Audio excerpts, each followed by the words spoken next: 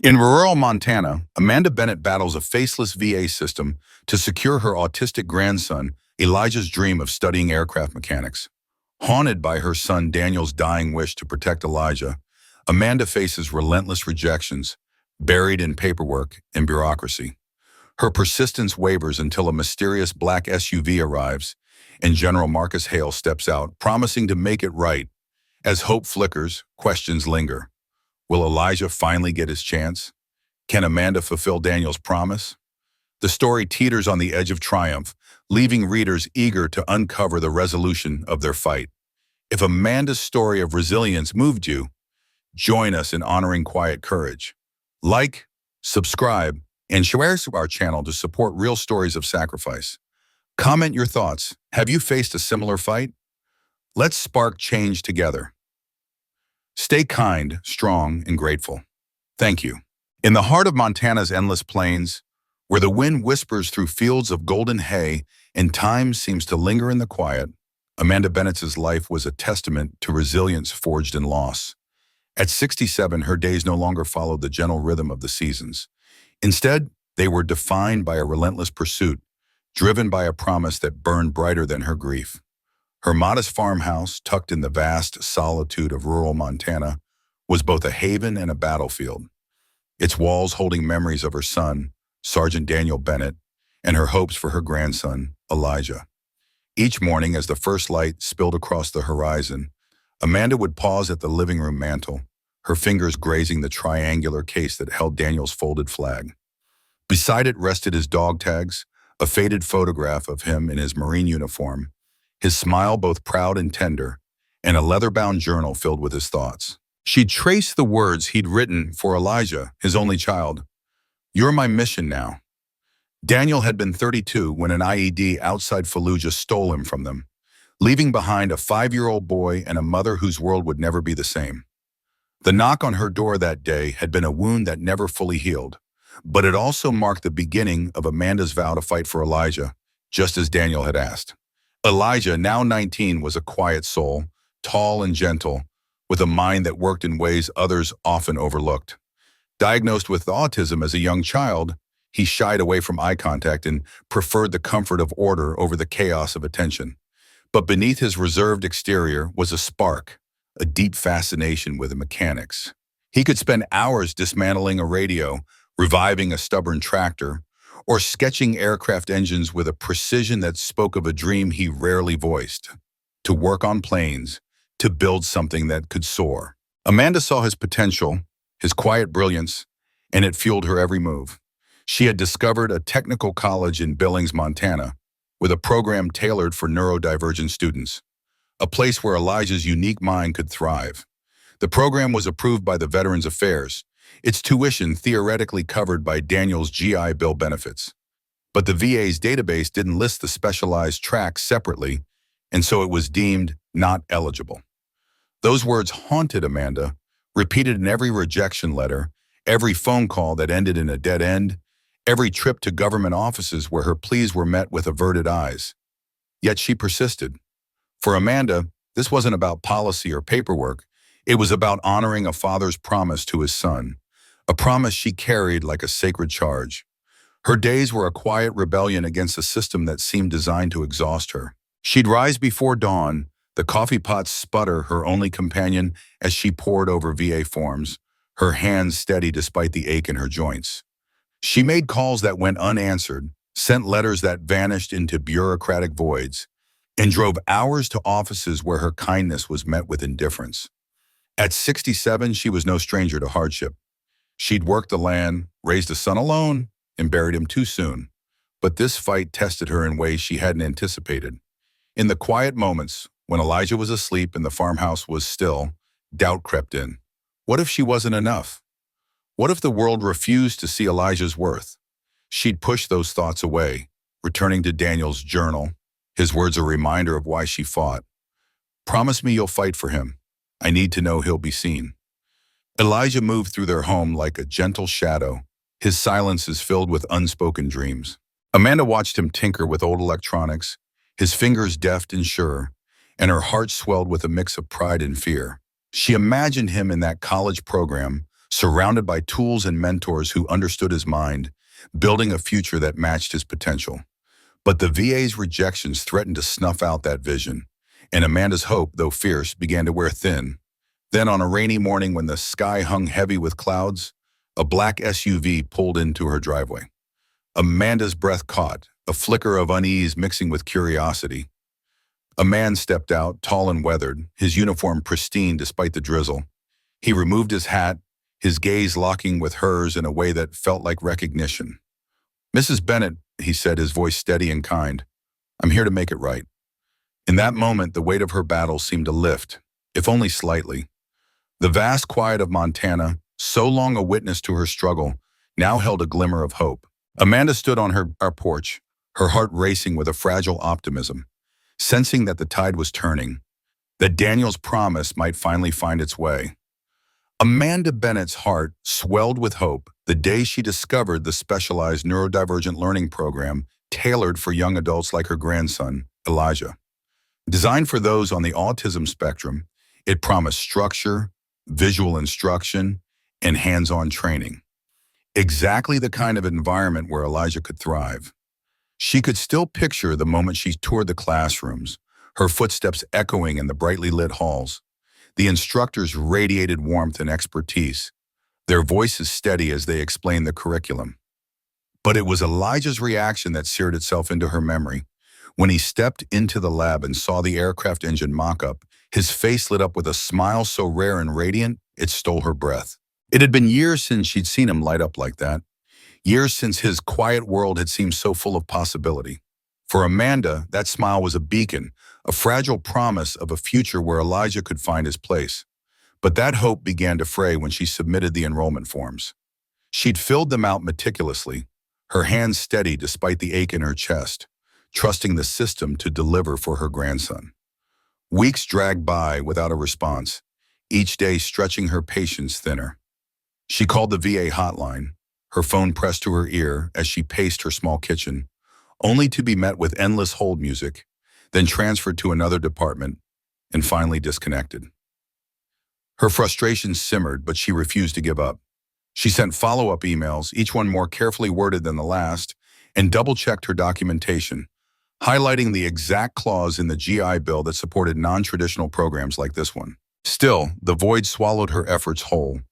Determined, Amanda drove 2 hours to the regional VA office, her manila folder bulging with paperwork, forms, letters, and notes so meticulously organized they could have passed for a legal brief.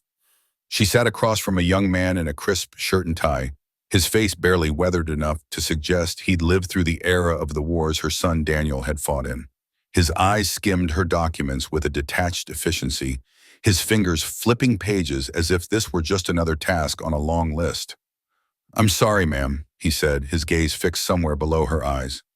"This program isn't on the approved list. You'll need to file a supplemental request." Amanda's hands tightened in her lap, her knuckles whitening as she fought to keep her voice steady. "I've already done that. Twice," she said, her words clipped but polite. He nodded, a practiced gesture that told her he'd heard this complaint before. "The system takes time to catch up," he offered, as if that explained everything. So Amanda returned. Twice more, she made the long drive, each trip fueled by a stubborn resolve that bordered on desperation.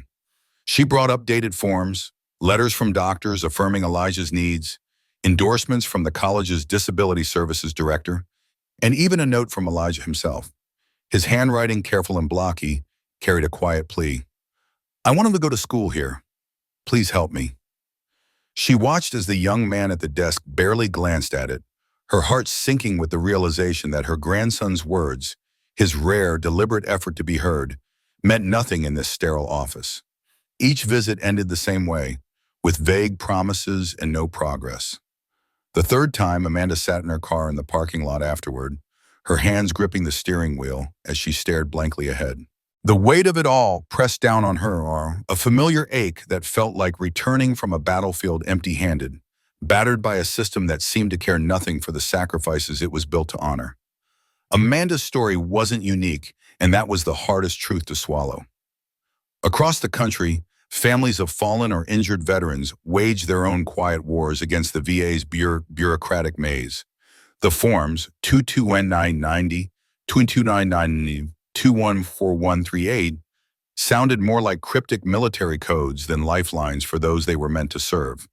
Their language was cold, clinical, stripped of humanity, and the responses, when they came at all, were robotic. Behind each form was a person carrying the weight of grief, trauma, or the relentless strain of caregiving. Amanda had heard stories that echoed her own. A Marine Corps widow in Arizona who waited 16 months for her son's tuition to be covered, only to be told the paperwork had expired. A veteran in North Carolina forced to prove twice that his amputation was real before receiving accommodations. These weren't just clerical errors, they were systemic failures, each one chipping away at the resilience of those already stretched thin. For Amanda, every unanswered call, every ignored email felt like a personal betrayal, not just of her, but of her son, Daniel, who had died in uniform believing his service would secure a future for his son, Elijah. The folded flag she'd been given at his funeral sat on her mantle, a symbol of his sacrifice. But what good was it if the country couldn't follow through on its promises?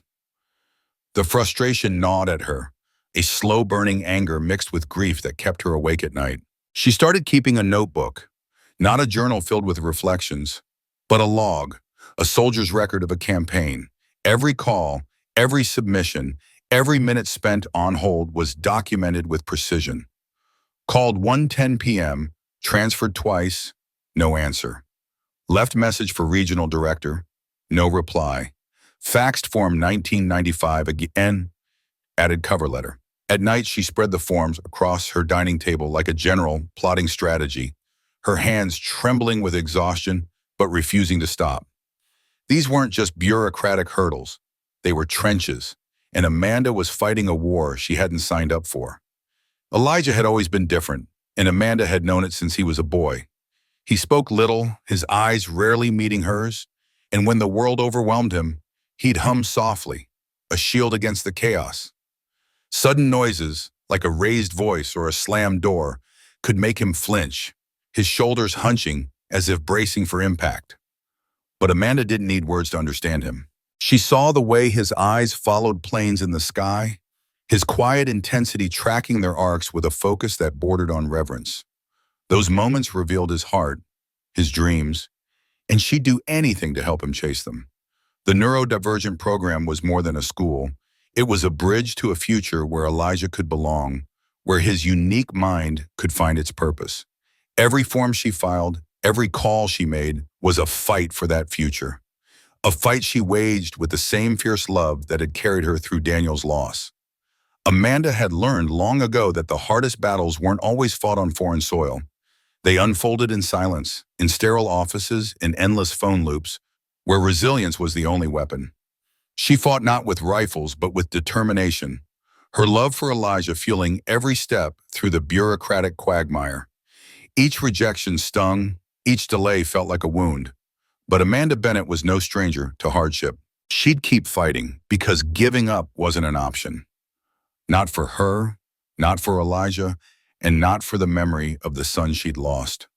The hum of engines was Elijah's North Star, a steady pulse that guided him through a world that often felt chaotic and overwhelming. The sound of a twin-prop trainer slicing through the air, the rhythmic churn of pistons, the precise engineering of flight.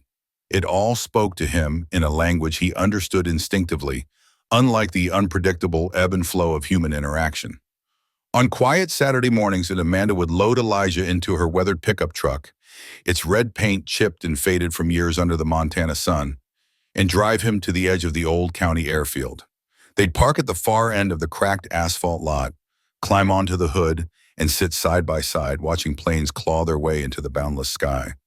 Elijah's eyes would lock onto each aircraft, tracing their paths with an intensity that made the rest of the world fall away. His fingers danced lightly on the truck's dented surface, tapping out the cadence of the engines, a secret rhythm only he could hear. Sometimes in those rare, fleeting moments, a smile would curve his lips, soft but unmistakable. Amanda lived for those smiles. They told her this wasn't just a hobby or a passing fixation. It was a fire in his soul, a calling to become an aviation mechanic, to dive into the heart of machines, to understand their inner workings, to mend what was broken and breathe life back into steel and oil. For Amanda, those moments at the airfield were more than just shared silences with her grandson. They were a tether to her son, Daniel, whose absence carved a hollow space in her chest that no amount of time could fill. She could still hear his voice from that last phone call, crackling over a static-filled line from a base near Mosul. He'd sounded weary, his words heavy with the weight of war, but there was a fierce resolve in his quiet plea. "If anything happens to me, Mom, don't let them forget Elijah. Promise me, he needs someone to fight for him." Amanda had whispered her vow through a tightening throat. "I promise." That promise now burned in her veins, fueling every step she took, every letter she wrote, every battle she waged to secure Elijah's future. At 67, her body might ache with the wear of years, but her spirit was unbreakable. A warrior's heart forged in love and loss, ready to fight as long as it took. Elijah's dream had a clear path. A technical college in Billings offered a program that blended aviation mechanics with autism-centered support, a rare haven designed for someone like him. Amanda saw it as a beacon, a place where Elijah could thrive, where his quiet brilliance could take flight. But the path was barred by bureaucracy, a tangle of forms and regulations that seemed to mock her efforts. She threw herself into the fight, writing letters to the VA regional office, the Director of Education Benefits, the Office of Special Claims, anyone who might listen. Her dining room table became a war room, strewn with medical records, printed emails, and handwritten notes. She even recorded a video plea, sitting beneath the folded flag that had draped Daniel's casket, her voice steady except for a single tremor she couldn't suppress.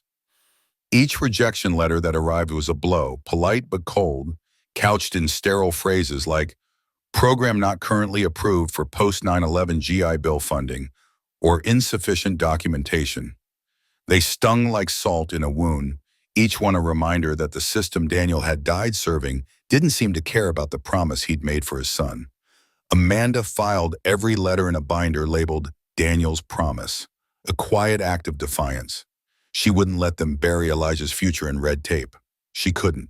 Not when Daniel's voice still echoed in her heart, urging her to keep fighting.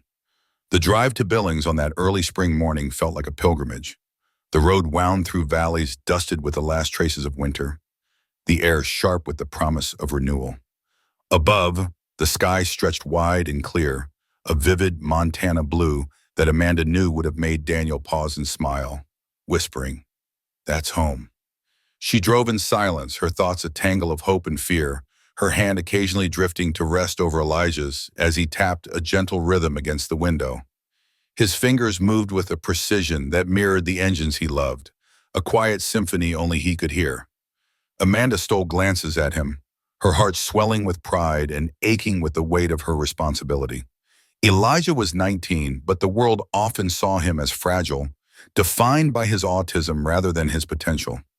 To Amanda, he was a universe of possibility, a boy whose quiet strength deserved a chance to shine. The technical college campus was modest but welcoming, its brick buildings framed by pine trees that swayed gently in the breeze. A small quad dotted with benches and student art gave the place a sense of community, while the scent of freshly cut grass carried a promise of new beginnings. It didn't feel like an institution, cold and impersonal. It felt like a place where someone could belong, where Elijah could find his footing. Amanda parked under a maple tree just beginning to bud, its branches trembling with the first signs of life. "We're here," she said softly, her voice catching on the weight of the moment. Elijah's wide eyes met hers, calm but searching, and though he didn't speak, he followed her out of the truck without hesitation. Amanda's heart thudded with a mix of nerves and hope as they stepped into the building, the air inside warm and faintly scented with coffee. A young woman named Carly greeted them, her sunflower-patterned scarf bright against the muted tones of the hallway. Her smile was genuine, reaching her eyes as she crouched slightly to meet Elijah's gaze. "You must be Elijah," she said warmly. "I've heard so many good things about you." Elijah shifted on his feet, his hands fidgeting briefly, but he didn't pull away or retreat into himself. Amanda felt a spark of hope flicker in her chest, fragile but persistent. Carly led them through the campus, her voice gentle but confident as she pointed out student support offices, cozy break lounges, and quiet spaces designed for moments of overwhelm. Then she opened the door to a sensory room, a sanctuary with pale blue walls, weighted blankets draped over soft beanbag chairs, and noise-canceling headphones hung neatly on a peg. Fidget tools were scattered across a low table, and a sound panel hummed faintly, its vibrations soothing to the touch. "This is a place for students to decompress," Carly explained, her tone inviting. "Somewhere to regulate, to breathe, to just be." Elijah stepped inside, his movements slow and deliberate, as if testing the air. He ran his fingers along the edge of the sound panel, his touch light but curious, then sank into a beanbag chair, his body relaxing in a way Amanda rarely saw. For a moment he was still, his eyes tracing the soft contours of the room. Amanda stood in the doorway, her breath catching as she watched him. This was more than a room, it was a promise of safety, of understanding, of a future where Elijah could chase his dreams without the world's sharp edges cutting him down. Her eyes stung with unshed tears, but she blinked them back, her warrior's heart swelling with determination. She would fight for this, for Elijah, for Daniel. No matter how many letters it took, no matter how many doors she had to knock on, she would make this happen. Because some promises were worth everything. The air in the room felt heavy, thick with the weight of unspoken hopes and quiet despair. Amanda Bennett stood by the window, her gaze fixed on the snow-dusted pines that stretched endlessly beyond the glass. The sun was dipping low, painting the sky in hues of amber and gold, but the warmth of the light couldn't touch the chill that had settled deep in her chest. Her shoulders sagged, not dramatically, but just enough to betray the exhaustion she carried like a second skin. In her hands, she clutched a letter, its crisp government envelope now creased from her tightening grip. She didn't need to read it again. The words were already seared into her mind, each syllable a fresh cut. "Dear Mrs. Bennett, thank you for your continued interest. At this time, the requested program is not yet approved for GI Bill transfer eligibility." Another rejection, the fourth in 6 months. She moved to the kitchen table, her steps slow, deliberate, as if each one required a conscious effort to keep from crumbling. Sitting down, she smoothed the letter flat, her fingers trembling not with anger, but with something deeper, a bone-deep weariness that came from fighting a system that seemed designed to ignore her. She didn't cry. She hadn't cried in years, not since the day they handed her Daniel's flag, folded tight and perfect, as if that could somehow replace the man who had promised to come home. Instead, she folded the letter with care, almost reverently, and slipped it into the binder she'd come to call Daniel's promise. It joined the others, a growing stack of denials that felt like a monument to her failure. In the living room, the soft hum of Elijah's voice drifted through the air, a gentle melody that grounded her. He was arranging his model engines on the coffee table, his fingers moving with the precision of a surgeon, his mind lost in the intricate world of gears and pistons. Amanda watched him for a moment, her heart swelling with a fierce, protective love.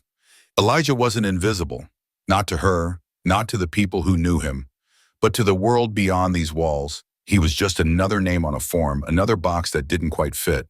And that was the problem, wasn't it? The system didn't see him. It didn't see the way his eyes lit up when he talked about aircraft mechanics, or the way he could spend hours tracing the curves of a model airplane, memorizing every detail.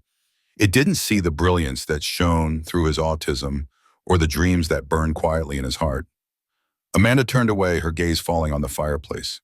She knelt before it, striking a match and coaxing the kindling to life, just as Daniel used to do when he was home on leave.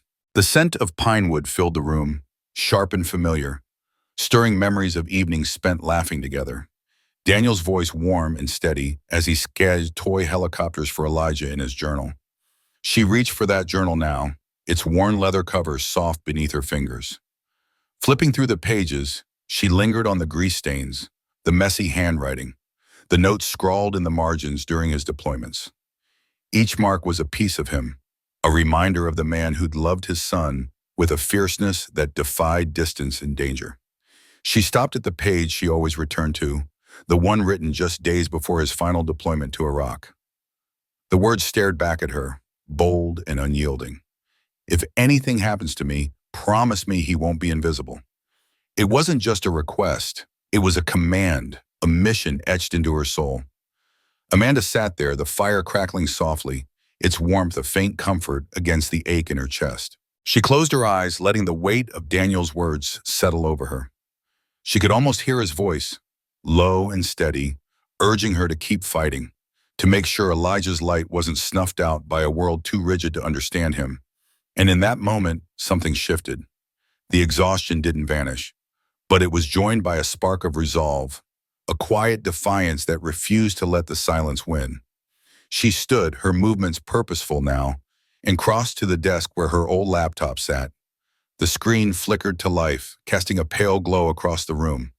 Amanda opened a new email, her fingers hovering over the keys as she searched for the right words. Then, with a deep breath, she began to write. To whom it may concern, my name is Amanda Bennett. I am the mother of Sergeant Daniel Bennett, who gave his life in Iraq, and the grandmother and guardian of his son, Elijah, a brilliant young man with autism who dreams of studying aircraft mechanics. For months, we've been denied access to the GI Bill benefits that would allow him to attend a program designed for students like him, a program that sees his potential, not his limitations. My son's final wish was that Elijah not be forgotten, that he not be left behind because he doesn't fit into a standard mold. I'm writing to you because I've run out of options, but I still believe that someone, somewhere might care enough to listen. Please help us. Help him. Respectfully, Amanda Bennett. The words poured out raw and unpolished, but they carried the weight of her heart. She didn't stop there. Reaching for Daniel's weathered notebook, she flipped through the pages until she found the name that had lingered in her mind, General Marcus Hale. Daniel had spoken of him once, his voice tinged with rare admiration for a man he described as a leader who still cared, who didn't let bureaucracy dull his sense of duty. Amanda added his email to the list, her hands shaking with a mix of fear and hope. Then with a steady heart, she pressed send. As the email vanished into the ether, Amanda leaned back in her chair, the silence of the house wrapping around her like a blanket.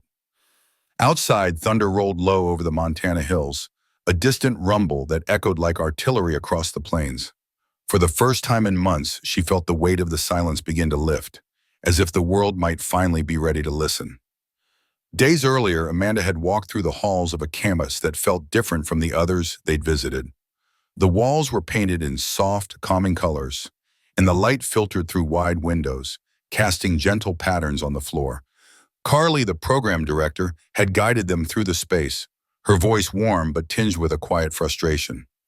This place was built with students like Elijah in mind, she'd said, her eyes misting slightly as she spoke. But I'll be honest, it's a constant battle to keep it funded.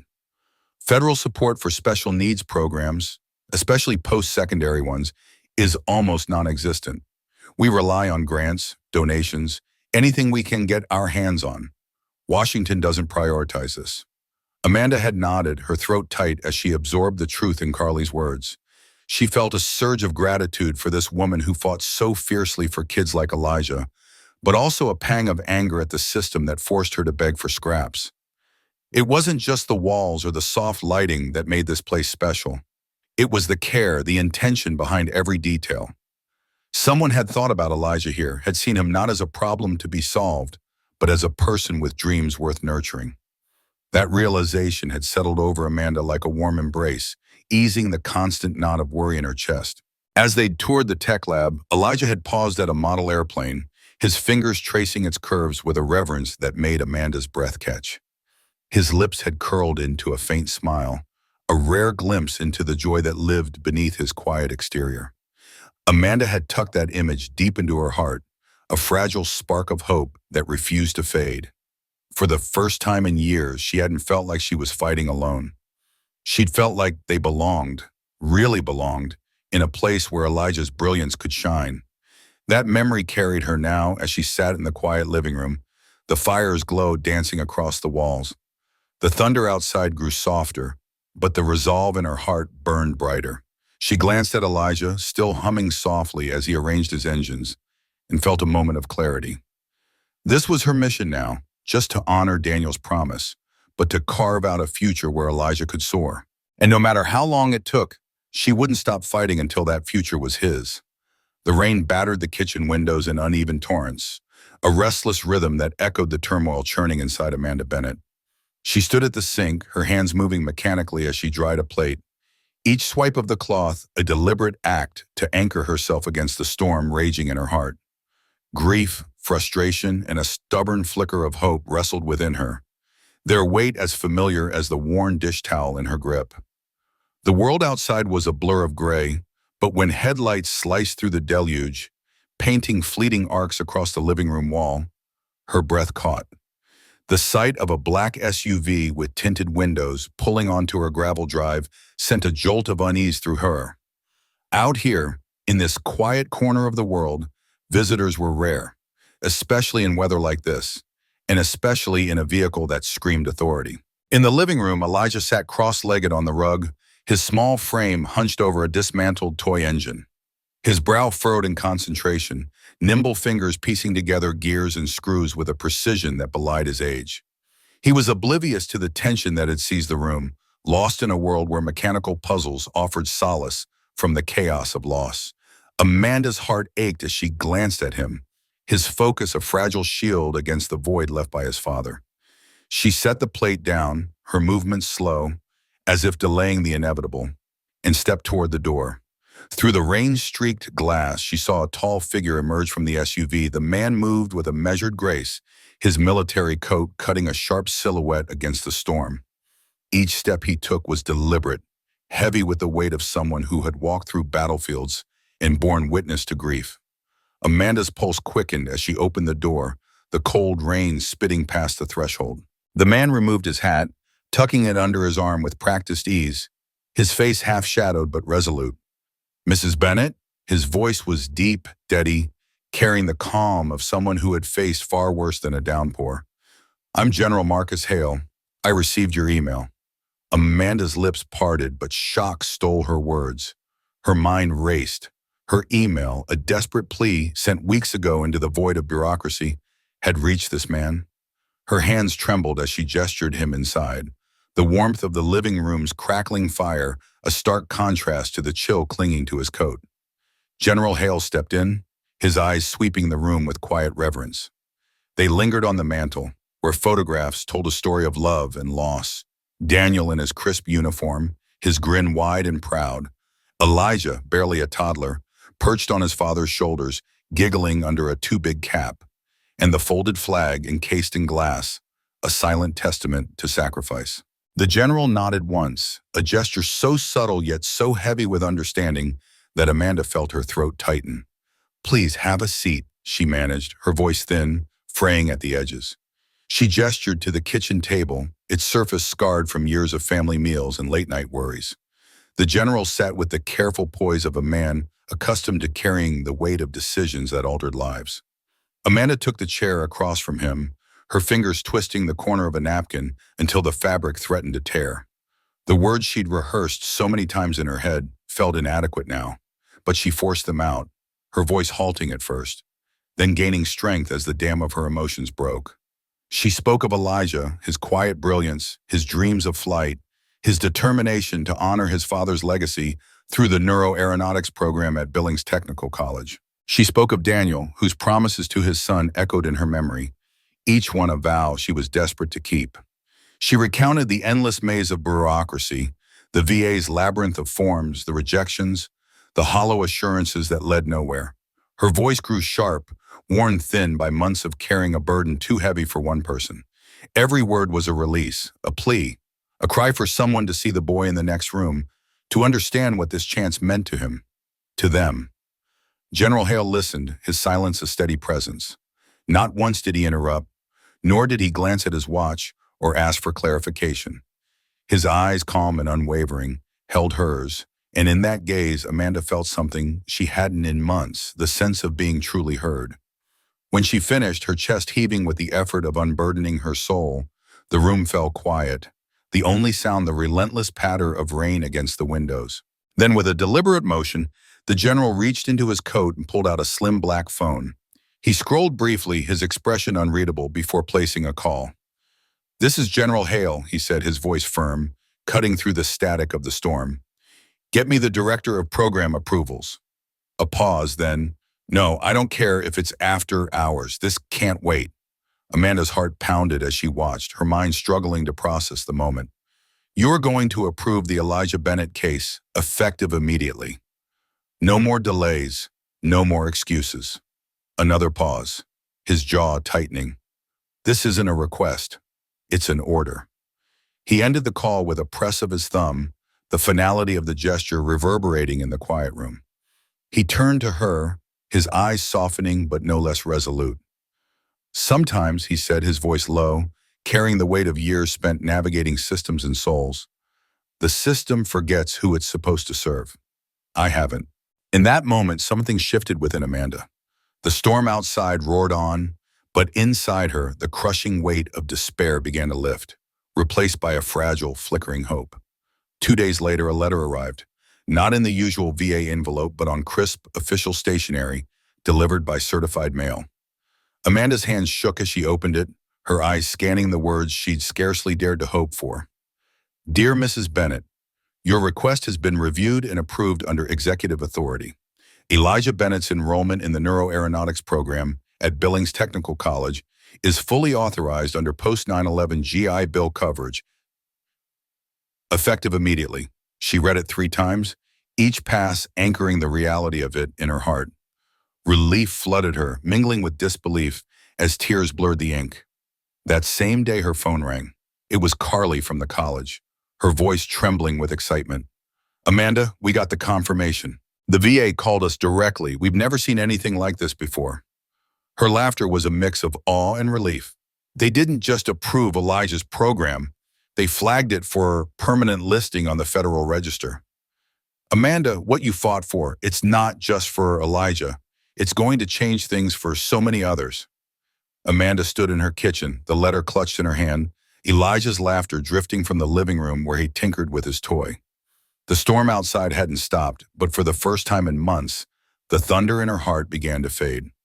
Under the vast Montana sky, Amanda Bennett stood on the college green, her heart swelling with a bittersweet mixture of pride and sorrow. The air was crisp, carrying the scent of fresh grass and possibility, as folding chairs lined the lawn in neat rows. Flags snapped gently in the breeze, their colors vivid against the endless blue above. Amanda clutched a framed photograph of her son Daniel, his steady gaze in his military uniform anchoring her to this moment. His image was a silent reminder of the promises she had fought so hard to keep. Beside her stood Elijah, her younger son, his navy button-down shirt pressed and his khakis crisp, though his fingers fidgeted with the program pamphlet in his hand. His eyes, once shadowed by uncertainty, now held a quiet calm, as if the weight of the world had finally begun to lift from his shoulders. The campus felt different today, alive with a vibrancy Amanda hadn't noticed before. When they'd first visited, the buildings had seemed imposing, their halls echoing with the bureaucratic resistance she'd battled for years. But now, as she and Elijah walked through those same halls, the space felt warmer, the smiles of staff and students more genuine. The weight of red tape that had once pressed against her chest, suffocating her with every rejection letter and unanswered call, had finally eased. Amanda's heart raced with a cautious hope, a feeling she hadn't dared to entertain in years. This wasn't just a campus anymore. It was the stage for a victory hard won, a testament to her refusal to let her son's legacy fade into obscurity. At the front desk, Carly greeted them with a hug that caught Amanda off guard. The warmth of it, the sincerity, made her throat tighten. She hadn't realized how much she needed that small gesture, a reminder that she wasn't alone in this journey. Together, they made their way to the tech lab, a sprawling, sunlit room buzzing with the hum of potential. Tools gleamed on workbenches, engines sat in various states of assembly, and the air was thick with the promise of creation. Elijah moved through the space with a quiet reverence, his eyes darting from turbines to overhead lights, drinking in every detail. Amanda watched him, her heart aching with a love so fierce it threatened to overwhelm her. This was what she had fought for. Not just a place for Elijah, but a future where he could thrive, where his dreams could take root. Then, as if drawn by some unspoken instinct, Elijah stopped at an old aircraft frame propped on a service stand. His steps slowed and his hand reached out, tentative at first, to touch the cold metal. His fingers traced the rivets, following the gentle curve of the wing with a tenderness that spoke of something deeper than curiosity. Amanda saw it then, a smile small and hesitant at first, but growing into something radiant, something that spoke of pride and belonging. It wasn't just interest in the machinery, it was a moment of claiming his place, of stepping into a world that had been denied to him for so long. Amanda's breath caught in her chest. She didn't need words to understand what this meant to him. In that quiet moment, she felt Daniel's presence, as if he were standing beside them, nodding in approval. Her son's promise, the one she had carried like a sacred vow, was no longer just a memory, it was alive, pulsing in Elijah's smile. A month later, the college green was transformed into a stage for something extraordinary.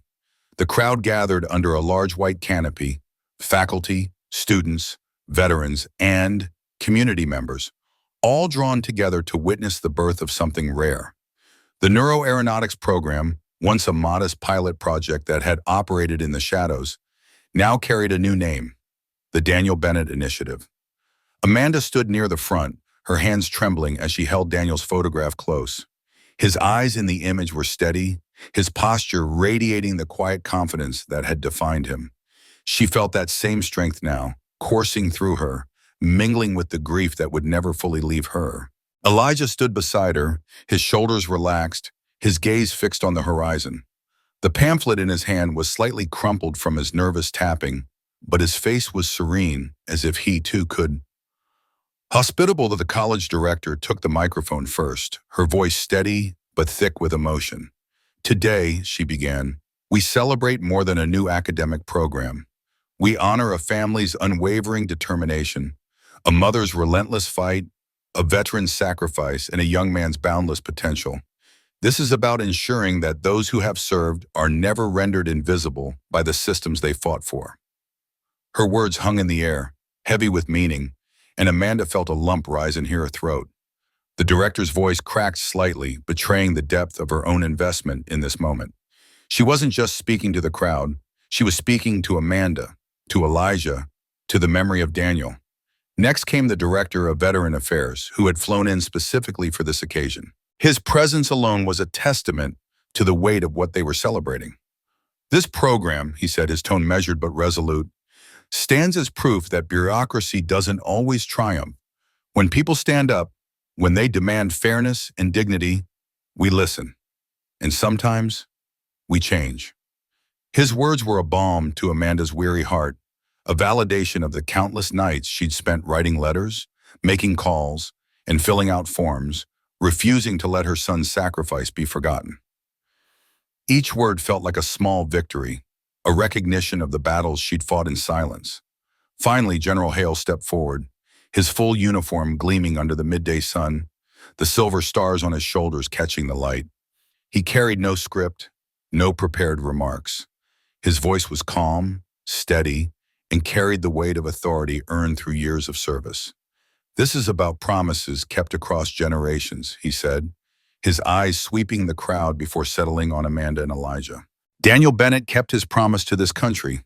Amanda Bennett kept her promise to her son, and now we keep our promise to Elijah. The words hit Amanda like a wave, and the tears she'd been holding back spilled over. She didn't wipe them away. She squeezed Elijah's hand, her grip tight with the weight of everything they'd endured together. She held Daniel's photograph closer, as if to include him in this moment of triumph. The applause that followed was thunderous, a chorus of gratitude and acknowledgement that wrapped around her like an embrace. This wasn't the end of her fight, it was the beginning of a legacy. Long after the chairs were folded and the canopy dismantled, the ripples of Amanda's persistence continued to spread. Her fight wasn't just about one approval or one young man stepping into his future.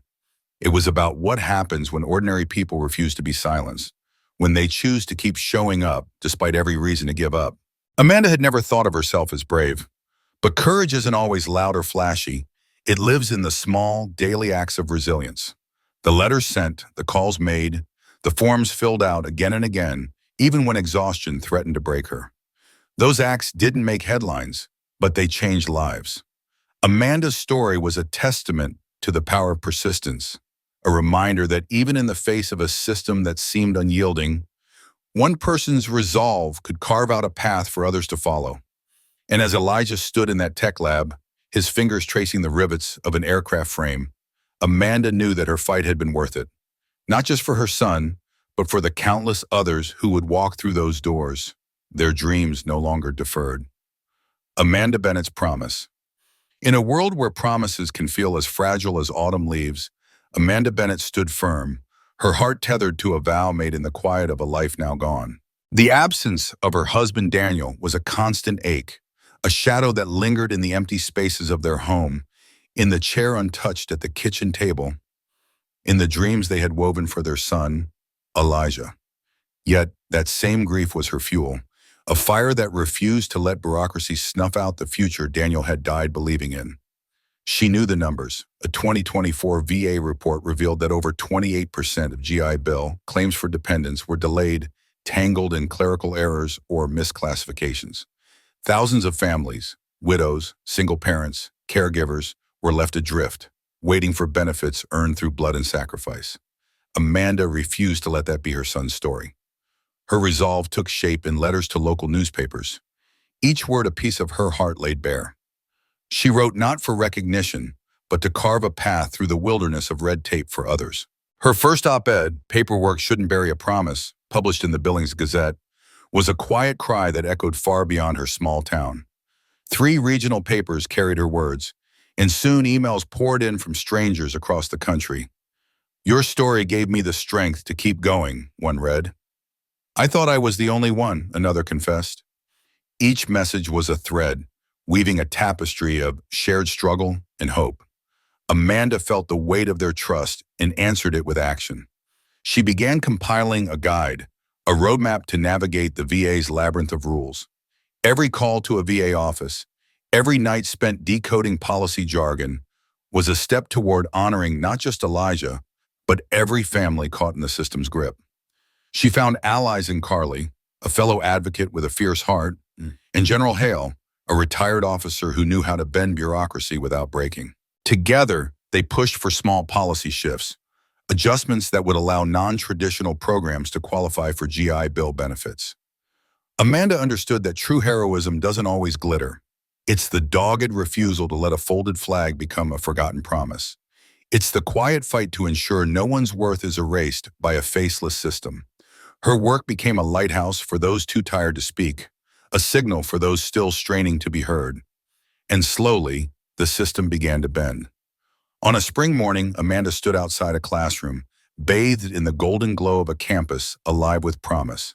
Her hands were clasped, her heart full as she watched Elijah inside. He sat at a workbench, his hands steady as he helped reassemble a small aircraft engine, his focus a mirror of the father he'd lost. Amanda couldn't hear the laughter that spilled from him and his 3 classmates, but she felt its warmth, a light, unguarded sound that spoke of belonging. She leaned closer to the window, her breath catching as Elijah turned and smiled at the student beside him. It was a real smile, not forced or fleeting, but rooted in a life he was building. Her eyes stung with pride, with relief, with the weight of a promise kept.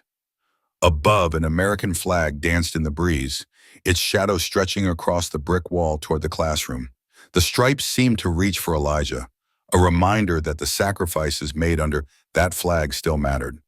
Amanda placed a hand over her heart, not in salute, but in a gesture deeper, more sacred. "You kept your word, Daniel," she whispered, her voice soft but sure. "And I kept mine." The words were for the wind, for the memory of the man who had been her home. She lingered, savoring the sight of Elijah's laughter, his ease, his place in the world. Then with a steady breath, she stepped away, carrying the certainty that this life, hard-earned, tender, true, was enough. As she turned, Elijah's laugh rang out again, bright and free, a testament to a boy who was exactly where he belonged. Amanda's story is more than one woman's fight. It's a reminder that promises, the ones whispered at kitchen tables, sealed with love, carried across generations, still hold power. Her journey wasn't just about Elijah or a college program. It was about how systems can forget the people they exist to serve. It was about how persistence, in its smallest acts, can shift mountains. Her story speaks to anyone who has felt invisible in a world of red tape, veterans, parents, grandparents, and those who know that change is a hard-won prize. Today, families still face walls of paperwork and outdated policies, but Amanda's courage shows that one voice, one refusal to surrender, can spark change. Her quiet heroism proves that the greatest victories come not with parades, but when someone decides a promise is worth keeping.